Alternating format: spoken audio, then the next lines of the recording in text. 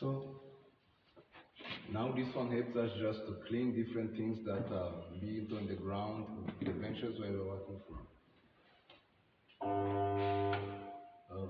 Can you touch the extraction? So actually I can see the power is not reaching here very well, but if you can see we just get to use this one and suck all these dust from the ground. Just fast.